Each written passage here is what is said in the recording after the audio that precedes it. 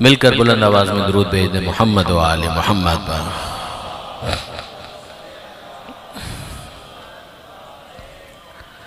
اعوذ باللہ من الشیطان اللعین الرجیم، بسم اللہ الرحمن الرحیم، الحمدللہ رب العالمین، والصلاة والسلام علی اشرف الانبیاء والمرسلین، سیدنا و مولانا ابی القاسم محمد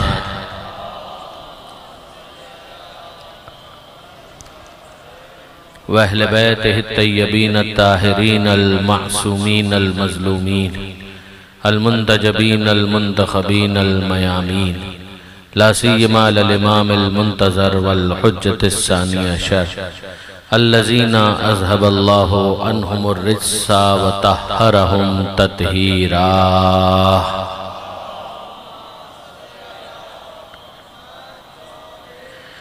وَاللَّعْنَةُ الدَّائِمَةُ الْبَاقِيَّةُ عَلَىٰ أَعْدَائِهِمْ أَجْمَعِينَ مِنْ يَوْمِ ظُلْمِهِمْ إِلَىٰ قِيَامِ يَوْمِ الدِّينِ۔ أما بعد فقد قال الله سبحانه وتعالى في القرآن الحكيم، بسم الله الرحمن الرحيم، الف لام ميم، أحسب الناس أن يتركوا أن يقولوا آمنا وهم لا يفتنون۔ صلوات۔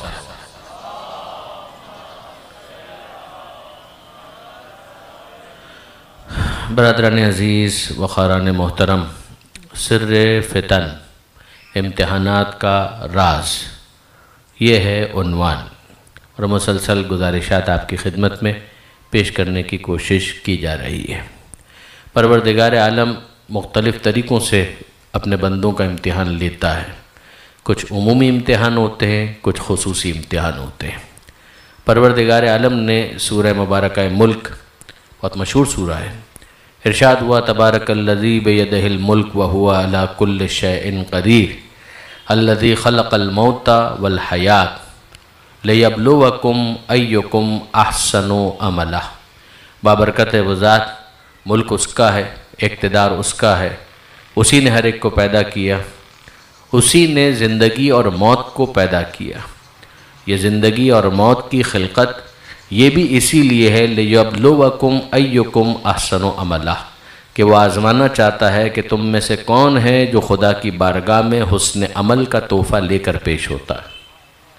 یہ پروردگار عالم کا ایک منصوبہ ہے۔ اب ظاہر ہے کہ ذرا غور فرمائیے کہ جب اس نے زندگی اور موت کو اسی مقصد کے لیے خلق کیا ہے تو آغاز انسان کا کیسے ہوتا ہے۔ میں عالم ذر کی بات نہیں کر رہا، میں نطفے کی بات بھی نہیں کر رہا، میں تو کنسیپشن کے بعد اس مرحلے کی طرف آپ کو متوجہ کرنا چاہ رہا ہوں کہ جو شکم مادر میں سلسلہ آگے بڑھتا ہے۔ یہ سورہ آل عمران ہے، قرآن مجید کا تیسرا سورہ، جہاں پروردگار عالم نے اپنے اوصاف میں سے ایک وصف کا ذکر اس شان سے کیا کہ هو الذی یصورکم فی الارحام کیف یشاء، وہ خدا ہی تو ہے کہ جو تمہاری ماؤں کے رحم میں تمہاری تصویر بناتا ہے جیسی چاہتا ہے۔ اب اللہ کے ناموں میں سے ایک نام آ گیا مصور، ہم جانتے ہیں رحمان بھی ہے، رحیم بھی ہے، ستار بھی ہے، غفار بھی ہے، ذوالجلال بھی ہے، کتنے نام ہیں پروردگار کے۔ انہی ناموں میں ایک نام ہے پروردگار کا اور وہ ہے مصور، کہ وہ تصویر بناتا ہے۔ برادران عزیز یاد رکھیے گا، خاص طور پر جو میرے نوجوان دوست یہاں پر ہیں وہ توجہ کریں کہ یہ پروردگار عالم کا ایک ایسا وصف ہے کہ انسان کا سر جھکتا چلا جاتا ہے، انسان خدا کی بارگاہ میں سجدہ ریز ہوتا چلا جائے کہ وہ تصویر بناتا ہے۔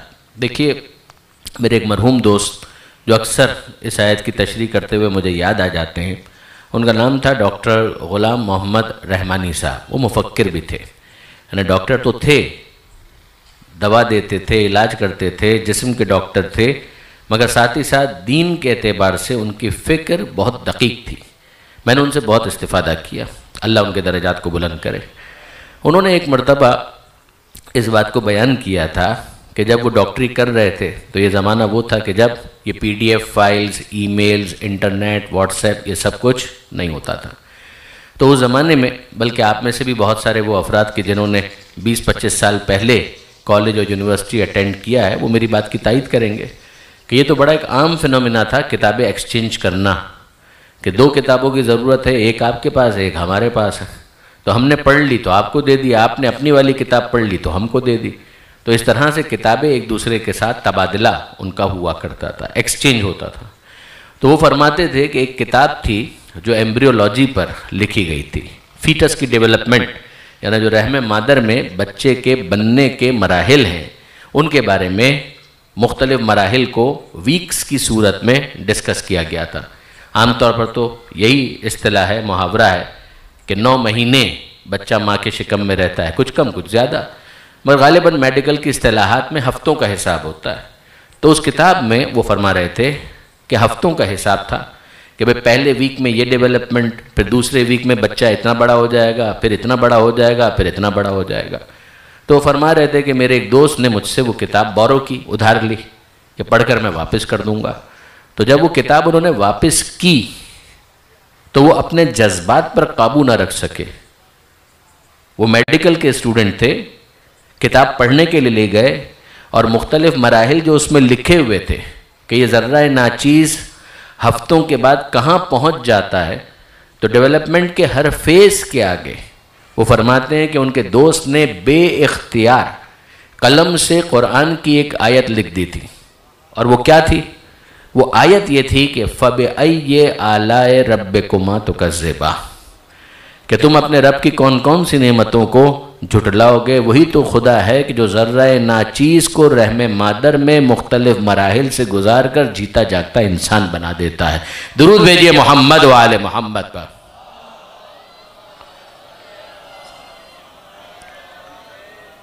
اور یہاں میں آپ کی خدمت میں عرض کروں کہ واقعاً اس کا وہ ظاہر علی کل شیء قدیر، وہ ہر چیز کے اوپر قدرت رکھتا ہے تو کر سکتا ہے، مگر اس کی اس قدرت کے ذریعے سے انسان کو اس کی محدودیت کا احساس ہوتا ہے کہ ہم اس کے مقابلے میں کتنے عاجز اور ناچار ہیں. دیکھیے تصویر تو ہم بھی بناتے ہیں، تصویر تو آپ بھی بناتے ہیں، ممکن ہے آپ میں بھی کچھ افراد ہوں جو مصور ہوں، پینٹر ہوں.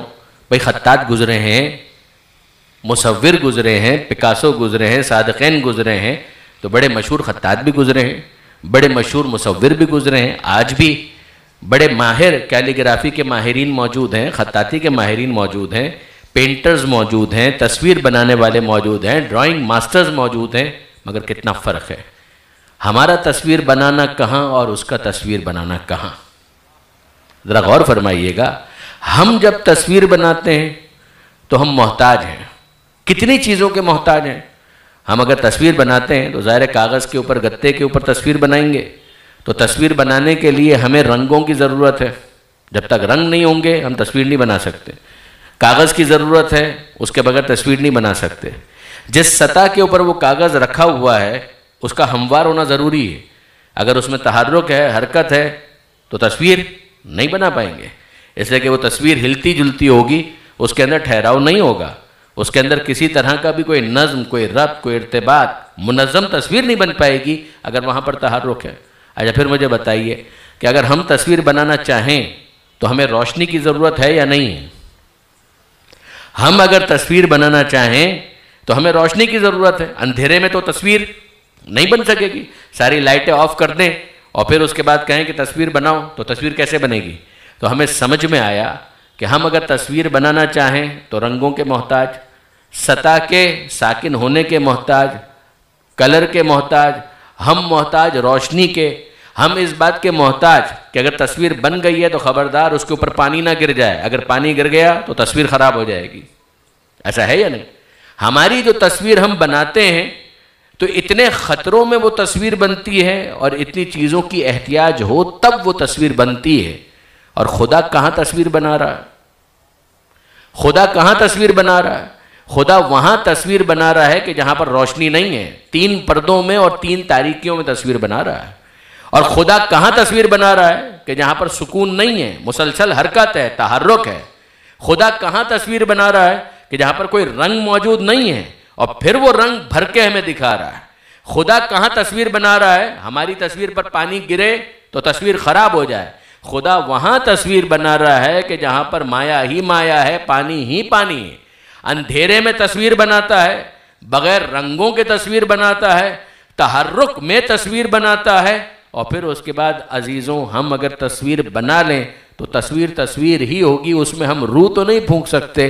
یہ پروردگار کا کمال ہے کہ تصویر ایسی بناتا ہے کہ ثم انشأناہ خلقا آخر، روح پھونک کر اسے کچھ سے کچھ بنا دیتا ہے۔ درود بھیجیے گا محمد و آل محمد پر۔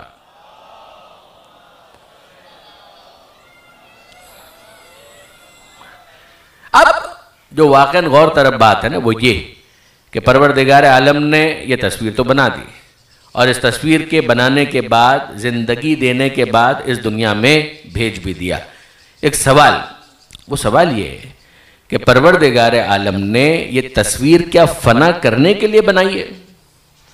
جب آپ تصویر بناتے ہیں تو کیا پسند کرتے ہیں کہ وہ تصویر فنا ہو جائے؟ آپ اس تصویر کو بنا رہے ہیں فنا کے لیے نہیں، آپ کا بس نہیں چلتا۔ کسی مصور سے پوچھئے جو اس کے فن کا شاہکار ہوتا ہے وہ کس طرح اس کی حفاظت کرتا ہے، کس طرح سے آرٹ گیلریوں کے اندر اس تصویر کی حفاظت کی جاتی ہے۔ تو یہ بے روح تصویریں کہ جن کی حفاظت کے لیے اتنا انتظام، تو کیا پروردگار نے یہ تصویریں فنا کرنے کے لیے، تباہ کرنے کے لیے بنائی ہیں؟ اب یہاں پر میں آپ سے سوال کرتا ہوں، ہمارا یہ دین فطرت ہے نا، اس دین کو کہا جاتا ہے دین فطرت ہے، فطرت اللہ التی فطر الناس علیہا۔ سورہ روم، اللہ نے انسان کو فطرت پر پیدا کیا۔ 30ویں آیت حضور کی ایک حدیث کے اندر بھی ہے کہ کل مولود یولد علی الفطرہ، کہ ہر پیدا ہونے والا فطرت پر پیدا ہوتا ہے۔ تو قرآن آپ دیکھتے چلے جائیے، نہج البلاغہ پڑھتے چلے جائیے، دین فطرت ہے۔ اس کا مطلب کیا ہے؟ توجہ کیجئے گا، اس کا مطلب یہ ہے کہ جو فطرت کا تقاضا ہے یہ دین اس سے متصادم نہیں ہوگا، یہ دین اس سے متصادم نہیں ہوگا، یعنی اس سے ٹکرائے گا نہیں۔ اگر متصادم کا لفظ مشکل لگ رہا ہے تو یہ دین اس سے ٹکرائے گا نہیں۔ جو چیز بھی انسان کی فطرت میں رکھ دی گئی، یہ دین اس کو سمت تو دے سکتا ہے، ڈائریکشن تو دے سکتا ہے، مگر یہ دین اس پر قدغن نہیں لگائے گا۔ میں مثال دوں آپ کی خدمت میں، بھئی دین فطرت ہے، فطرت کا بنانے والا کون؟ خدا۔ فطرت کو کہیں سیکھا نہیں جاتا۔ آپ کو بھوک لگتی ہے تو بھوک کے احساس کے لیے کسی کالج میں ایڈمیشن لینا ضروری ہے؟ ارے بچہ اس دنیا میں آتا ہے بھوک کا احساس کرتا ہے۔ پیاس کے احساس کے لیے کیا کسی جگہ کوئی کورس کرنا ضروری ہے؟ جواب جی نہیں۔ بھوک کا احساس فطری ہے، پیاس کا احساس فطری ہے۔ جو فطرت میں ہوگا وہ کہیں سیکھا نہیں جاتا، وہ انسان کے اندر ان بلٹ موجود ہوتا ہے۔ آپ خوش ہوتے ہیں تو مسکراتے ہیں، تو خوشی پر مسکرانا یہ کہیں سیکھا؟ آپ غمگین ہوتے ہیں تو آنسو بہاتے ہیں، تو یہ آنسو بہانا کہیں سیکھا؟ ماننا پڑے گا کہ خوشی پر مسکرانا بھی فطرت میں ہے، غم میں آنسو بہانا بھی فطرت میں۔ اور دین کیا ہے؟ کہ دین فطرت ہے۔ جب دین فطرت ہے تو فطرت سے ٹکرائے گا نہیں، فطری تقاضوں کو سمت دے گا۔ میں مثال آپ کی خدمت میں عرض کروں، خدا کبھی اس بات پر اعتراض نہیں کرے گا کہ تمہیں بھوک کیوں لگتی ہے۔ اے مالک تو نے بنایا ایسا ہے کہ بھوک تو لگے گی۔ خدا کبھی یہ اعتراض نہیں کرے گا کہ تمہیں پیاس کیوں لگتی ہے۔ مالک تو نے بنایا ایسا ہے کہ پیاس تو لگے گی۔ تو پھر خدا دین کے نام پر کیا دے گا؟ دین فطرت۔ تو اب کیا ہوگا؟ اگر خدا شراب کو حرام کرے گا تو پانی کو حلال کرے گا۔ یہ نہیں ہو سکتا کہ ساری پینے والی چیزوں کو خدا حرام کر دے، ورنہ تو یہ دین فطرت سے ٹکرا گیا۔ اگر خدا سور کے گوشت کو حرام کرے گا تو گائے کے گوشت کو حلال بھی کرے گا، سبزیوں کو حلال بھی کرے گا۔ اس لیے کہ ساری غذائیں اگر حرام ہو گئی تو پھر انسان کی بھوک جو فطری تھی اس کو مٹانے کے لیے کوئی حلال غذا باقی ہی نہیں بچے گی۔ یہ وہ چیز ہے کہ جس کو امام محمد تقی جواد علیہ السلام نے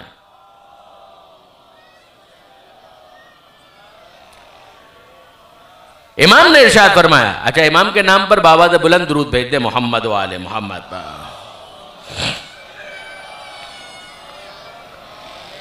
اور امام نے خطبہ نکاح میں جو اپنا خطبہ نکاح خود ارشاد فرمایا تھا، اس میں یہ جملہ ارشاد فرمایا کہ حمد اس پروردگار کے لیے ان اغناہم بالحلال عن الحرام، کہ خدا وہ ہے کہ جس نے حلال کے ذریعے حرام سے بے نیاز کر دیا، یعنی حلال کے اندر اتنی گنجائش ہے کہ حرام کی طرف جانے کی ضرورت نہیں ہے۔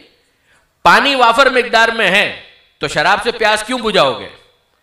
حلال غذائیں اتنی وافر ہیں تو حرام غذا سے انسان بھوک کیوں مٹائے گا؟ سوائے بدبخت کے اور شقی کے کوئی دوسرا یہ کام نہیں کرے گا۔ غور فرمایا آپ نے؟ اسی طرح سے جس طرح خدا بھوک پر اعتراض نہیں کرے گا، حلال غذاؤں کے ذریعے سے بتائے گا بھوک یوں مٹاؤ۔ جس طرح سے خدا پیاس پر اعتراض نہیں کرے گا، حلال مشروبات کے ذریعے سے بتائے گا پیاس یوں بجھاؤ، اسی طرح سے خدا کبھی اس بات پر اعتراض نہیں کرے گا کہ تم میں جن سے مخالف کے لیے کشش کیوں ہے۔ وہی خدا جس نے بھوک کو رکھا ہے، وہی خدا جس نے پیاس کو رکھا ہے، اسی نے صنف مخالف کے لیے کشش بھی انسان کے دل میں ڈالی ہے۔ جس طرح خدا بھوک پر اعتراض نہیں کرے گا، پیاس پر اعتراض نہیں کرے گا، وہ بتائے گا حلال غذائیں یہ ہے، وہ بتائے گا حلال مشروبات یہ ہے، بالکل اسی طریقے سے خدا صنف مخالف کے لیے کشش پر اعتراض نہیں کرے گا، وہ بتائے گا کہ حلال طریقہ نکاح کا ہے، اس کو اختیار کرو، اس طریقے پر ہمیں کوئی اعتراض نہیں۔ توجہ ہے برادران عزیز؟ وہ بتائے گا کہ یہ حلال طریقہ ہے، اس طریقے سے اپنی اس خواہش کو پورا کر لو۔ اب میں آپ سے پوچھتا ہوں برادران عزیز کہ اس کا مطلب یہ ہوا نا، اس کا مطلب یہ ہوا کہ پروردگار نے جو کچھ بھی انسان کی فطرت میں رکھا ہے خدا اس پر اعتراض نہیں کرے گا، اس کو سیٹسفائی کرنے کے لیے، پورا کرنے کے لیے طریقہ بتائے گا۔ یہاں تک تو میرے ساتھ ہے نا؟ اب اس کے بعد آگے بڑھیے۔ اب میں آپ سے پوچھتا ہوں، مجھے ایک بات بتائیے، آپ باقی رہنا چاہتے ہیں یا فنا ہونا چاہتے ہیں؟ آپ باقی رہنا چاہتے ہیں یا فنا ہونا چاہتے ہیں؟ دل پر ہاتھ رکھ کے مجھے بتائیے، آپ میں سے کون ہے جو تباہ ہونا چاہتا ہے، فنا ہونا چاہتا ہے، ختم ہونا چاہتا ہے؟ ان بچوں سے لے کر جوانوں تک اور جوانوں سے لے کر بزرگوں تک سب سے میں پوچھ رہا ہوں، آپ میں سے کوئی ایک بھی ایسا ہے کہ جو فنا ہونا چاہتا ہے؟ بھئی میں تو فنا نہیں ہونا چاہتا، میں تو تباہ نہیں ہونا چاہتا، میں تو باقی رہنا چاہتا ہوں۔ آپ باقی رہنا چاہتے ہیں یا نہیں؟ اپنے آپ سے سوال کریں دل سے، اور پھر مجھے بتائیے، جب چھوٹا سا بچہ ہے نا، کوئی اس کے اوپر حملہ کرے تو وہ کیا کرتا ہے؟ اپنے ہاتھوں کو آگے کرتا ہے۔ کیوں؟ فطرت میں ہے کہ وہ باقی رہنا چاہتا ہے، فطرت میں ہے کہ وہ باقی رہنا چاہتا ہے۔ یہ باقی رہنے کا جذبہ کسی اسکول میں اس نے نہیں سیکھا، کسی کالج میں نہیں سیکھا، کسی یونیورسٹی میں نہیں سیکھا، تو اب مجھے کہنے کا حق ہے نا کہ یہ بقا کا جذبہ انسان کے اندر فطری طور پر پروردگار نے رکھا ہے۔ جب ایسا ہے کہ انسان فطری طور پر باقی رہنا چاہتا ہے، بہت توجہ کیجئے گا، جب انسان فطری طور پر باقی رہنا چاہتا ہے، تباہ نہیں ہونا چاہتا، ایک دین فطرت ہے، دو فطری تقاضوں پر خدا اعتراض نہیں کرتا، اس نے بھوک پر اعتراض نہیں کیا، بتایا بھوک کیسے مٹاؤ، اس نے پیاس پر اعتراض نہیں کیا، بتایا پیاس کیسے بجھاؤ، اس نے کشش صنف مخالف پر اعتراض نہیں کیا، بتایا کہ کیسے سیٹسفائی کرو۔ یہ حلال غذائیں ہیں، یہ حلال مشروبات ہے، یہ حلال نکاح کا طریقہ کار ہے، اس کے ذریعے سے اپنے فطری تقاضے کو پورا کرو۔ یہ ہے نا اسلام کا مزاج۔ اب میں پوچھتا ہوں، ہم باقی رہنا چاہتے ہیں، فطرتاً باقی رہنا چاہتے ہیں، دین فطرت ہے، تو ہمارے باقی رہنے کی خواہش پر خدا اعتراض نہیں کرے گا۔ جب اعتراض نہیں کرے گا اور ہم نے اس دین کو قبول کر لیا تو اب ہمیں تو موت نہیں آنی چاہیے۔ بھائی کسی اور کو موت آئے تو آئے، مگر جنہوں نے اسلام قبول کر لیا ان کو موت نہیں آنی چاہیے، اس لیے کہ موت نام ہے فنا کا۔ جب دین فطرت ہے، میں فطرتاً باقی رہنا چاہتا ہوں، وہ فطرت پر اعتراض نہیں کرے گا، اور دین فطرت ہونے کا تقاضا یہ ہے کہ وہ بتائے کہ میں کیسے اپنے اس فطری جذبے کو سیٹسفائی کروں، تو اب اس کے ذمے پر ہے کہ وہ بتائے کہ یہ کیا ہو گیا۔ مگر میں کیا کروں برادران عزیز، وہ دین جو دین فطرت ہے وہ لگی لپٹی رکھتا ہی نہیں ہے اس مسئلے میں. وہ کہتا ہے کل نفس ذائقۃ الموت، ہر ایک کو موت کا ذائقہ چکھنا. اب ہم یہ کہیں مالک پھر یہ دین فطرت کہاں رہا؟ انصاف کی بات یہ کیسا دین فطرت ہے کہ مجھے فنا کے بارے میں یقین دلا رہا ہے کہ سب نے موت کا ذائقہ چکھنا ہے. یہ تو کمال ہو گیا. ہمیں تو موت نہیں آنی چاہیے. جو مسلمان نہیں ہے وہ مرے، جو مسلمان ہو گئے وہ کیوں مر رہے ہیں؟ اچھا جو 12 اماموں کے ماننے والے ہیں ان کا انتقال کیوں ہو رہا ہے؟ ابھی ہم سورہ فاتحہ کیوں پڑھ رہے تھے بھائی؟ یہ کیا ہو گیا؟ یہ دین فطرت تو نہ ہوا. اب آئیے برادران عزیز، جو میں نے مقدمہ آپ کے سامنے پیش کیا تھا نا، اسی کے ذریعے سے میں اپنی بات آپ کے سامنے واضح کرنا چاہتا ہوں. درود بھیجیے گا محمد و آل محمد پر.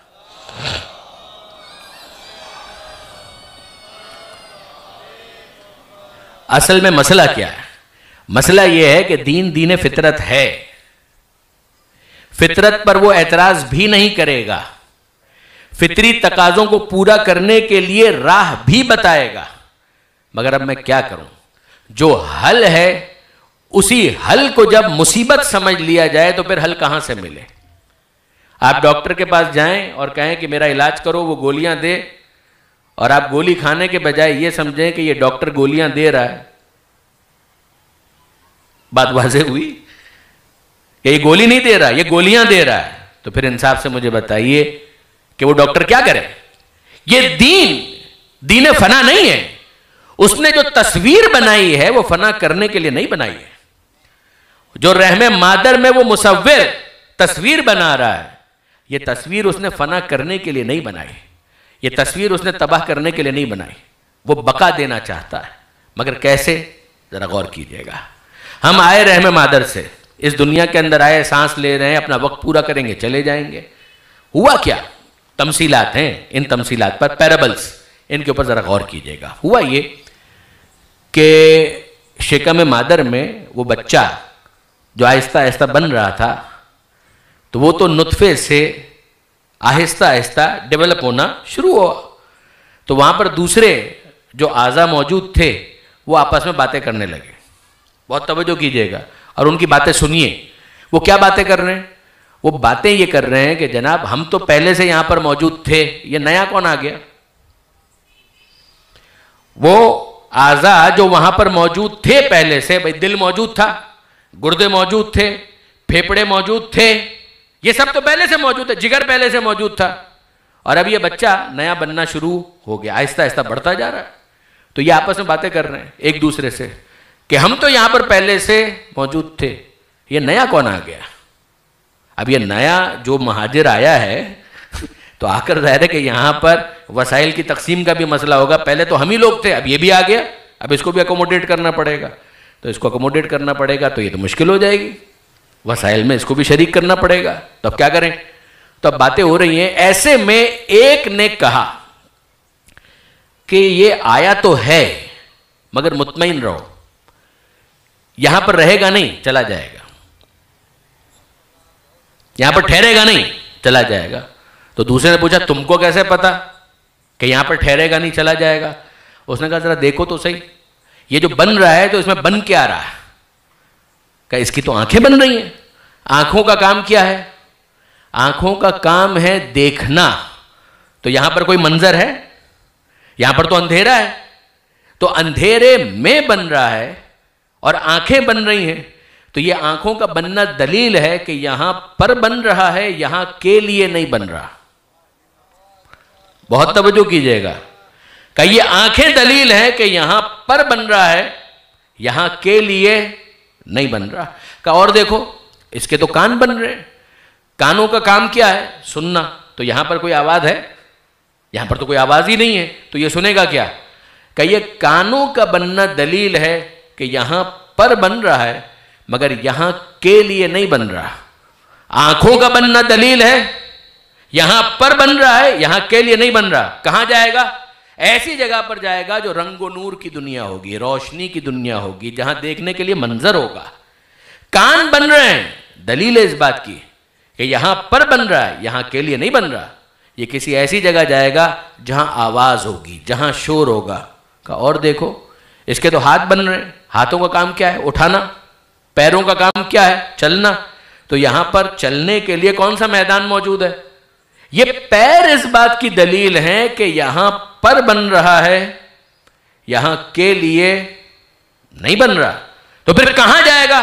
کہا یہ وسیع میدان میں جائے گا جہاں پر ان پیروں سے یہ چل سکے، پھر سکے. یہاں پر بننا اور ہے، یہاں کے لیے بننا اور ہے. یہ یہاں پر بن رہا ہے، یہ کارخانہ ہے، مگر یہاں پر بن رہا ہے، یہاں کے لیے نہیں بن رہا، کسی اور جگہ جائے گا. اب آپ نے غور فرمایا برادران عزیز، جہاں سے ہم آئے ہیں وہاں کے لیے نہیں تھے، یہاں کے لیے تھے. پتا کیسے چلا؟ وہاں پر جو رکھا گیا تھا وہ وہاں کے لیے نہیں تھا، یہاں کے لیے تھا. بنی آنکھیں وہاں پر، یہاں کے لیے. بنے کان وہاں پر، یہاں کے لیے. بنے ہاتھ وہاں پر، یہاں کے لیے. بنے پیر وہاں پر، یہاں کے لیے. کہ بالکل اسی طریقے سے جیسے وہاں پر کچھ رکھا گیا یہاں کے لیے، اسی طریقے سے بقا کا جذبہ یہاں پر رکھا گیا اور دکھلا دیا گیا کہ یہاں کوئی باقی نہیں رہ سکتا. وہاں آنکھیں تھیں، منظر نہیں تھا تو یہاں آنا پڑا. وہاں کان دیے، آواز نہیں تھی تو یہاں آنا پڑا. وہاں پیر دیے، میدان نہیں تھا تو یہاں آنا پڑا. اور اسی طریقے سے یہاں پر بقا کا جذبہ رکھا، مگر تباہی ہے، فنا ہے. سمجھا دیا کہ تمہارے اندر بقا کا جذبہ خود دلیل ہے کہ تم یہاں پر باقی رہنا چاہتے ہو، مگر بقا کے لیے وہاں جانا پڑے گا. وہاں پر تمہیں جانا پڑے گا تاکہ تم وہاں پر باقی رہ سکو. ہم تمہاری بقا ہی کے لیے تمہیں وہاں لے جانا چاہتے ہیں. اب مسئلہ سارا یہ ہے برادران عزیز، بچے کو کون سمجھائے؟ بچے کو کون سمجھائے کہ یہ جو تو شکم مادر میں بن رہا ہے تو بن یہاں پر رہا ہے، مگر جانا تجھے کہیں اور ہے. اب وہ بچہ جب اس دنیا میں آیا تو ہوا کیا؟ رونے لگا. عجیب بات ہے، وہ رونے لگا. اس کی ترقی کے لیے ضروری ہے کہ وہ دنیا میں آئے، مگر وہ رونے لگا. اچھا، عجیب بات نہیں ہے کہ وہ رو رہا ہے اور جتنے رشتہ دار ہیں وہ ایک دوسرے کو مبارکباد دے رہے ہیں، خوش ہو رہے ہیں، مسکرا رہے ہیں. کوئی مجھے بتائے کہ یہ کیا معمہ ہے؟ وہ بیچارہ رو رہا ہے، ماں ہنس رہی ہے، باپ خوش ہو رہا ہے، دادا خوش ہو رہا ہے، مٹھائیاں بانٹی جا رہی ہیں، مبارکباد دی جا رہی ہے. کوئی اس بچے سے بھی تو پوچھے. وہ بیچارہ ناراض ہو رہا ہے کہ میں سکون میں تھا، مجھے یہاں لے آئے. تو جتنے بھی افراد ہیں وہ سب کہیں گے مولانا آپ کی طبیعت کو کیا ہو گیا، خیریت تو ہے. وہ بچہ تو سمجھ نہیں پا رہا. جب اجنبیت کا احساس کرتا ہے تو آنسو بہانے لگتا ہے.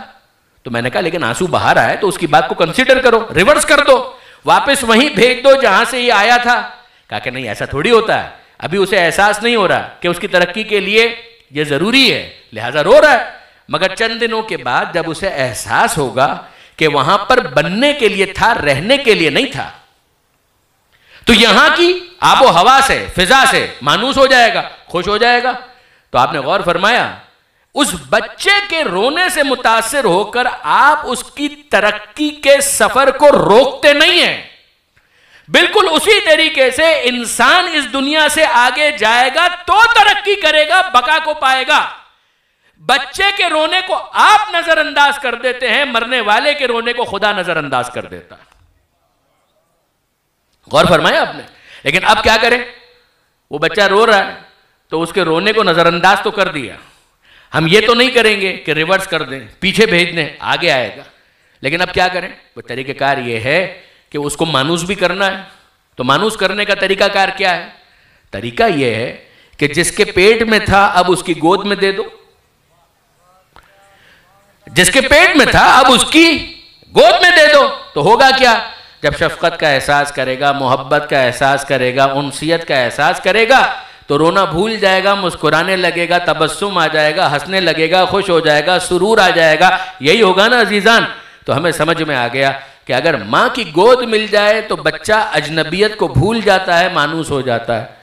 شاید اسی لیے مولا نے یہ جملہ کہا تھا کہ میں یمت یرانی، جو مرتا ہے وہ مجھے دیکھتا ہے.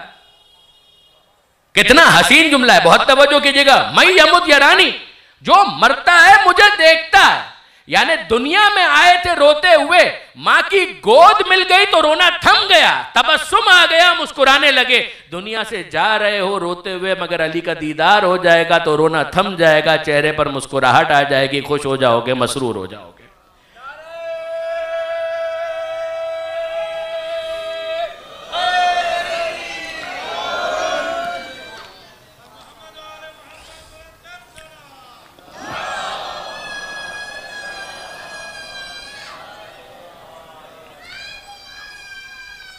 ایک مرتبہ اور درود بھیج دیں محمد و آل محمد پر۔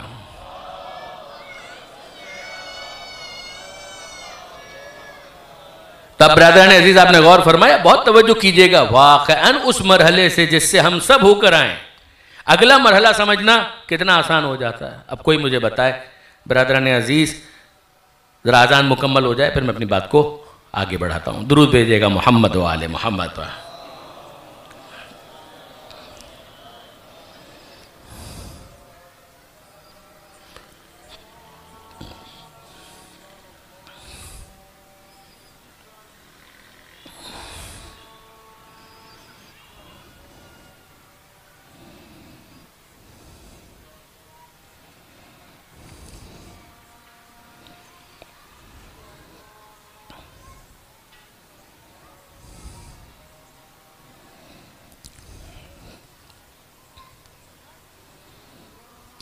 اللہم صلی اللہ محمد و محمد صلی اللہ علیہ وآلہ وسلم۔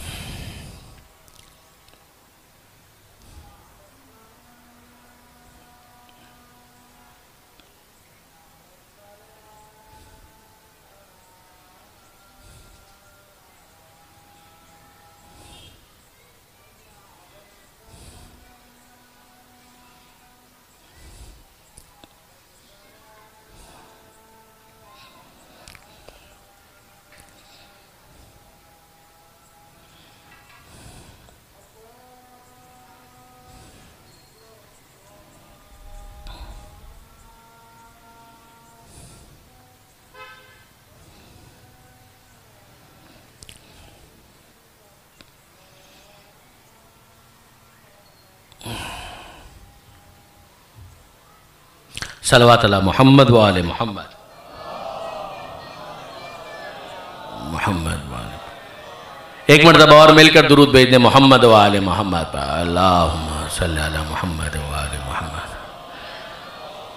اب برادران عزیز ذرا غور فرمائیے، قضیہ کیا ہے، معاملہ کیا ہے؟ معاملہ یہ ہے کہ وہاں پر بنے یہاں کے لیے، یہاں پر بننا ہے آگے کے لیے۔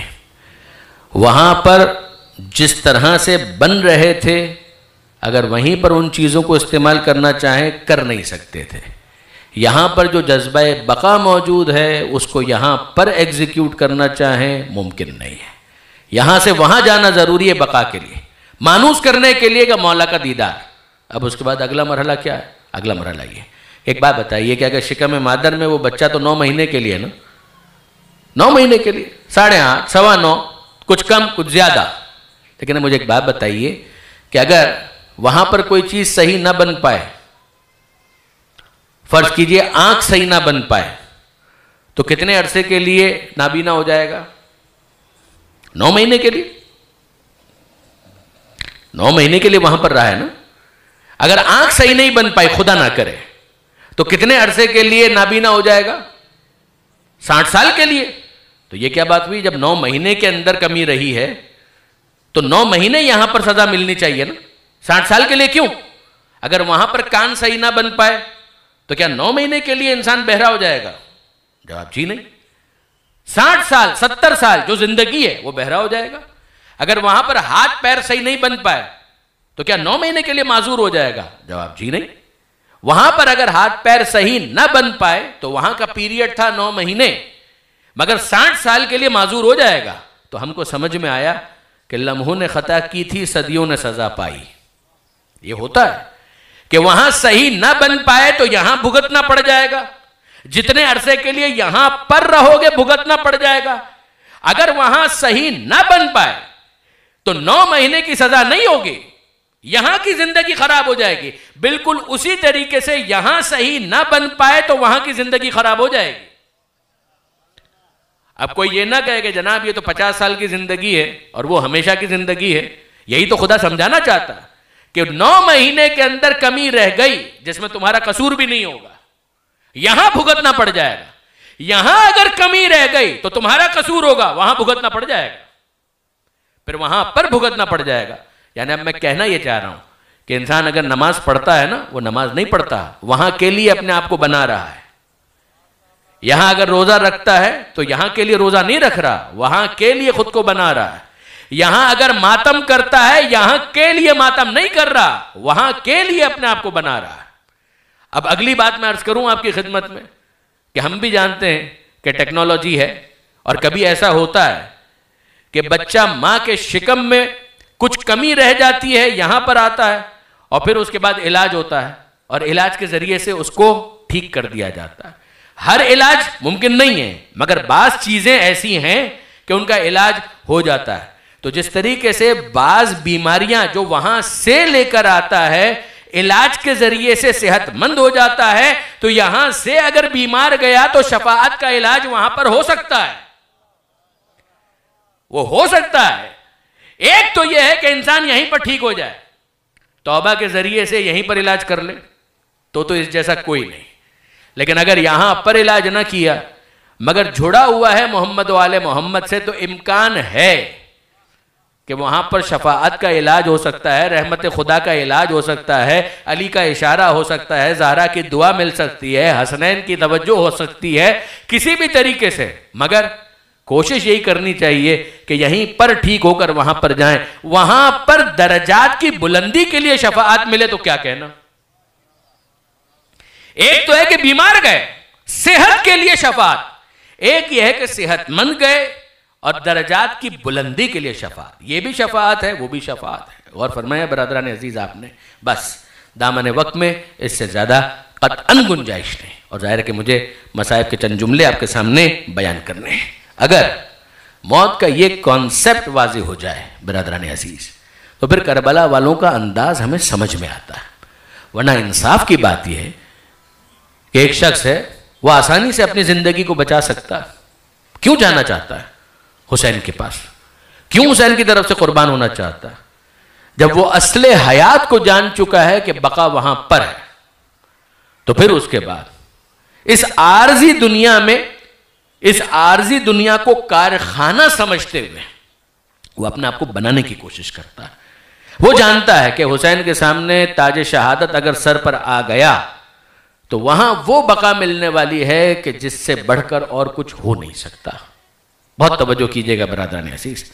ظاہر ہے کہ بچوں سے بھی میں گزارش کروں گا کہ کچھ خاموشی اختیار کریں, اور جتنے بھی بزرگان ہیں وہ بھی اس بات کا خیال رکھیں گے. درود بھیجئے گا محمد و آل محمد پر.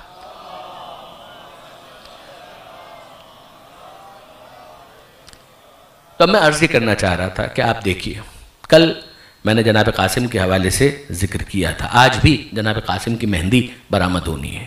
ذرا اس رخ سے بھی دیکھیے گا.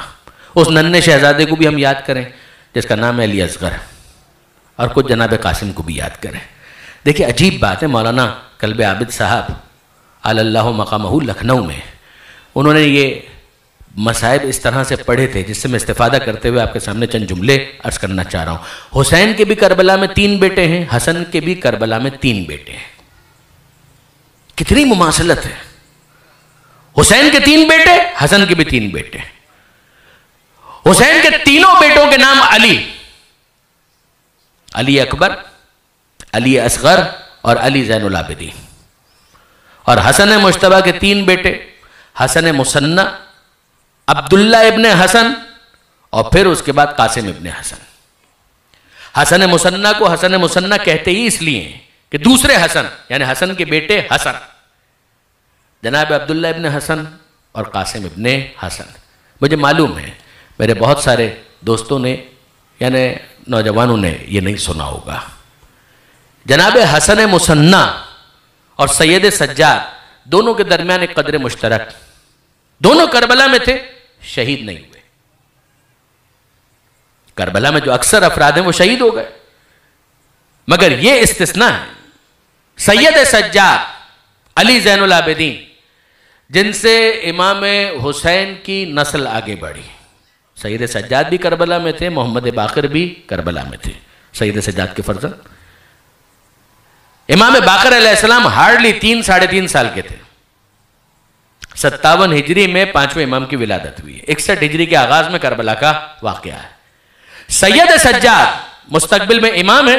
پروردگار عالم کا منشا یہ تھا کہ نسل امامت کو محفوظ رکھنا ہے، لہٰذا سید سجاد اس وقت غشی کی حالت میں تھے، بیمار تھے، محفوظ رہے۔ بیماری کا پردہ تھا جس کی وجہ سے سید سجاد شہید نہیں ہوئے۔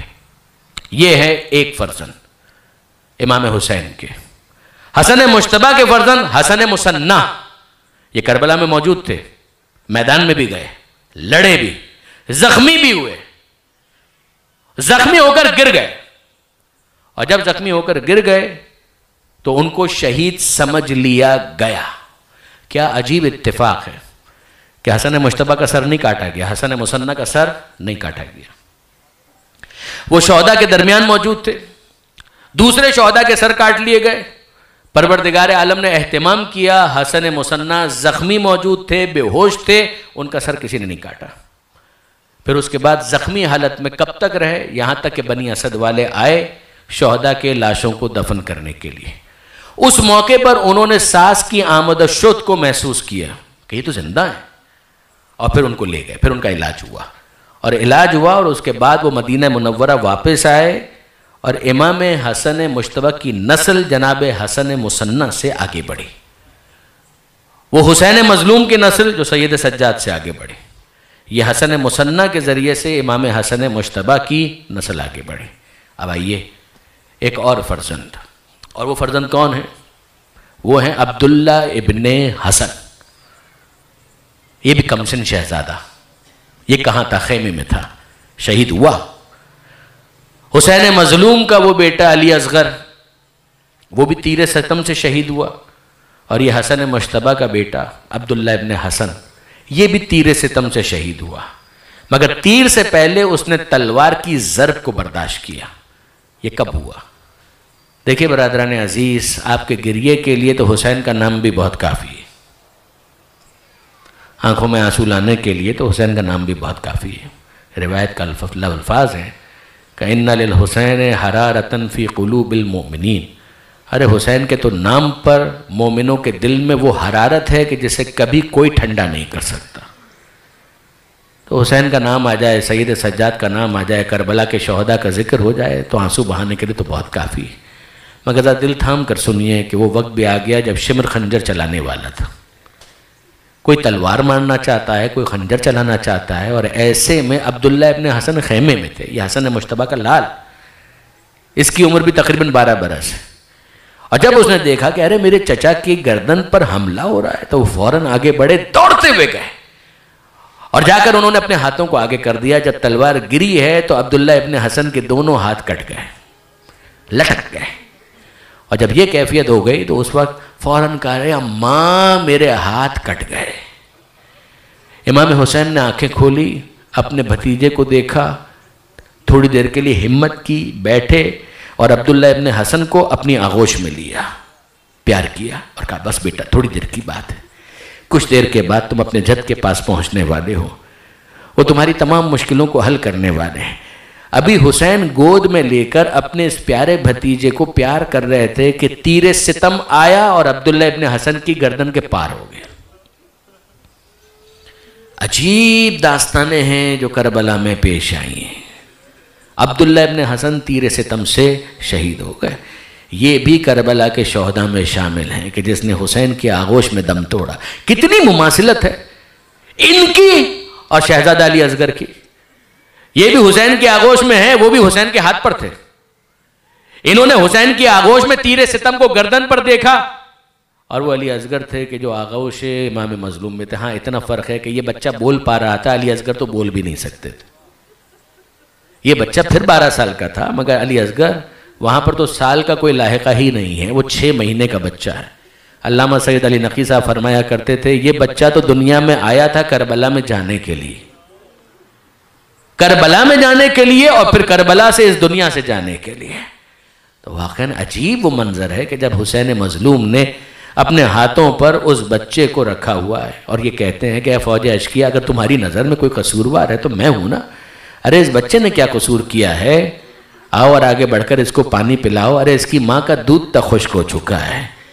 مگر کیا کسی نے کوئی رحم کا مظاہرہ کیا؟ کوئی رحم کرنے کے لیے تیار نہیں ہے. حسین مظلوم کہتے ہیں ارے تم سمجھتے ہو کہ بچے کے بہانے میں پانی پی لوں گا؟ لو میں نے اس بچے کو ریگزار کربلا پر رکھ دیا، خود آ کر پانی پلا دو. کیا کسی نے پانی پلایا؟ کسی نے پانی نہیں پلایا. اور پھر اس کے بعد حسین نے ایک مرتبہ پھر وہ جلتی ریت، بچہ مچل رہا ہے، تڑپ رہا ہے، کبھی دائیں ہوتا ہے کبھی بائیں ہوتا ہے. حسین نے اس جلتی ریت سے علی اصغر کو پھر اپنے ہاتھوں میں لیا اور کہنے لگے اے بیٹا علی اصغر تم بھی تو حجت خدا کے فرزند ہو، ذرا بتاؤ تو صحیح کہ تم کتنے پیاسے ہو. علی اصغر نے فوج اشقیہ کی طرف رخ کیا اور اپنی سوکھی زبان سوکھے ہونٹوں پر پھرانے لگے. لشکر میں تلاطم برپا ہو گیا مگر پانی پلانے کے لیے کوئی تیار نہ ہوا. یہ وہ منزل تھی جب ہرملا کو عمر سعد نے حکم دیا اقطع کلام الحسین، ارے کچھ ایسا کر کہ حسین کا کلام قطع ہو جائے. ہرملا نے کیا کیا عزیزان؟ واقعاً آپ سن سکیں تو برداشت کریں کہ وہ 100 شعبہ تیر، 3 بھال کا تیر جو گھوڑے کی گردن کو توڑنے کے لیے استعمال کیا جاتا، اس تیر کو کمان میں جوڑا. ارے کہاں گھوڑے کی گردن، کہاں اصغر کا ننھا سا گلا. اور پھر اس کے بعد کیا ہوا کہ جب وہ تیر رہا ہوا ہے فَتَقَلَّبَ الصَّبِيُّ عَلَى يَدَيِ الْإِمَامِ، وہ بچہ باپ کے ہاتھ پر منقلب ہو گیا.